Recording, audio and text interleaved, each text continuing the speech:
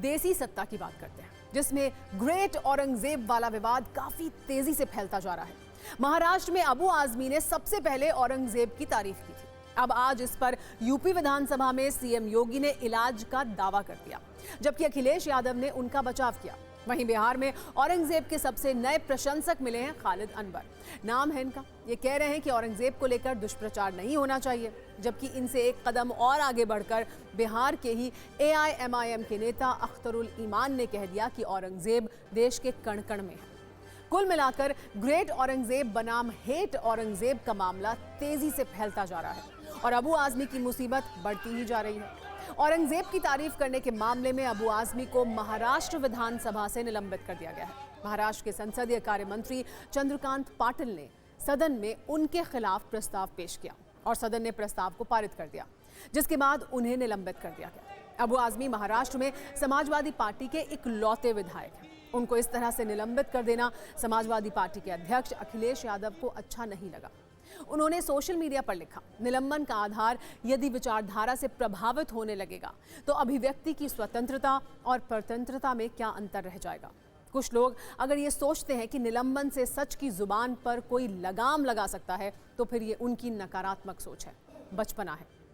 एक तरफ अखिलेश यादव अपने विधायक के पक्ष में अभिव्यक्ति की स्वतंत्रता वाले पन्ने पलट रहे हैं, दूसरी तरफ यूपी विधानसभा में योगी आदित्यनाथ अबू आजमी का इलाज करने का दावा कर रहे हैं। वो ये कह रहे हैं कि अबू आजमी को तो भारत में रहने का ही अधिकार नहीं है। एक बार सुनिए योगी आदित्यनाथ ने क्या कहा। ये समाजवादी पार्टी का नेता, आपका विधायक घोषणा करो ना, उस कमबख्त को निकालो पार्टी से और उसको एक बार यूपी भेज दीजिए, बाकी उपचार हम अपने आप करवा लेंगे। जो व्यक्ति छत्रपति शिवाजी महाराज की परंपरा पर गौरव की अनुभूति करने की बजाय लज्जा महसूस कर रहा हो और औरंगजेब को अपना नायक मान रहा हो, क्या उसको भारत के अंदर रहने का अधिकार होना चाहिए क्या? इन सब के बीच अबू आजमी बार बार ये कह रहे हैं कि अगर उन्हें कुछ हुआ तो इसके लिए जिम्मेदार सरकार होगी। हालांकि अखिलेश यादव के समर्थन के बाद अबू आजमी की राजनीतिक हिम्मत थोड़ी बढ़ी और उन्होंने अपने दफ्तर में छत्रपति शिवाजी महाराज की जो तस्वीर लगाई थी वो हटा दी। ये दो वीडियो हैं। पहले वीडियो में छत्रपति शिवाजी महाराज की तस्वीर है, दूसरे में हटा दी गई है।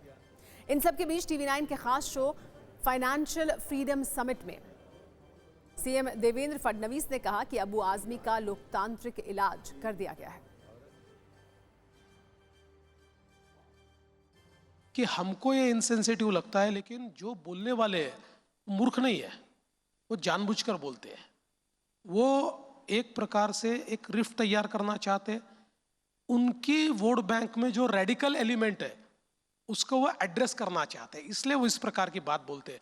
भारत के लिए और भारतीय मुसलमान के लिए भी औरंगजेब कभी हीरो नहीं हो सकता, मुसलमानों का भी हीरो नहीं हो सकता औरंगजेब। आपको एक मुसलमानों में भी औरंगजेब नाम का आदमी नहीं मिलेगा। तो ऐसे समय औरंगजेब का महिमा मंडन ये करना नहीं, बिल्कुल गलत है। तो हमने तो इलाज कर दिया। केवल सस्पेंशन या उसके आगे भी कुछ? देखिए, हम तो लोकतंत्र में रहने वाले लोग हैं, तो लोकतांत्रिक तरीके से जो इलाज कर सकते थे उसको कर दिया। इन सब के बीच अबू आजमी कह रहे हैं उन्होंने कुछ गलत नहीं कहा था, उनके खिलाफ जो हो रहा है वो तानाशाही है, जबकि बीजेपी ये कह रही है कि अब तक जो एक्शन हुआ वो बहुत कम है।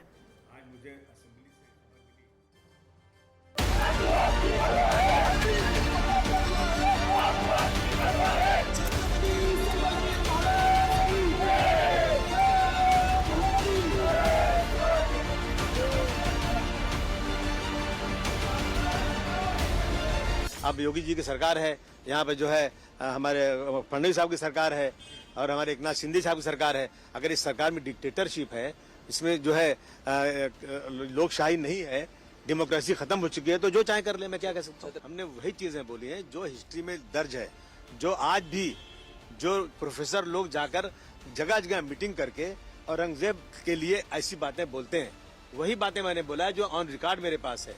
उन बातों को बोलना अगर इतना बड़ा है तो जो लोग ऐसी बातें बोल रहे हैं, जिन्होंने किताबें छापी हैं, उन पे कौन सी कार्रवाई हुई? उन पे कहाँ किताबें कहाँ बैन कुछ किया गया? उनको ज्यादा से ज्यादा सजा निलंबित करना ये बहुत कम है, क्योंकि हमारे देव पुरुष के बारे में, छत्रपति संभाजी महाराज के बारे में उन्होंने ये जो अपमानित जो चीज कही है, उनको ज्यादा से ज्यादा सजा मिलना चाहिए, ऐसा मेरा बोलना है। क्योंकि औरंगजेब के बारे में जो बयान दिया था वो किसी को मदद करने के लिए दिया था। भारतीय जनता पार्टी कल विधानसभा में संकट में थी, धनंजय मुंडे के ऊपर विपक्ष हमला करने वाला था, हमलावर हुआ था, तो उनसे ध्यान भटकाने के लिए बीजेपी की तरफ से एक आदेश आ गया अबू भाई को, कुछ ऐसा स्टेटमेंट दे दो कि हम भी हंगामा करेंगे, हम भी भाषण करेंगे और पूरा माहौल बिगड़ जाएगा।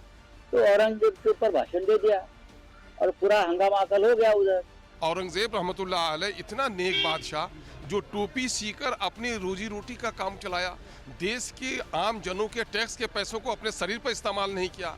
आज भी औरंगजेब इसी मिट्टी में समा गए हैं। वो अंग्रेज नहीं थी जो लूटकर भाग गए थे, बल्कि इस देश की उसने सेवा की थी। पहले इतिहास पढ़ लें, 49 साल बादशाह नहीं रह गया, हिंदुस्तान का बादशाह तो रहा 49 साल। अखंड भारत अखंड भारत के सपने की बात करते हैं, उसको साकार तो उसी ने किया था।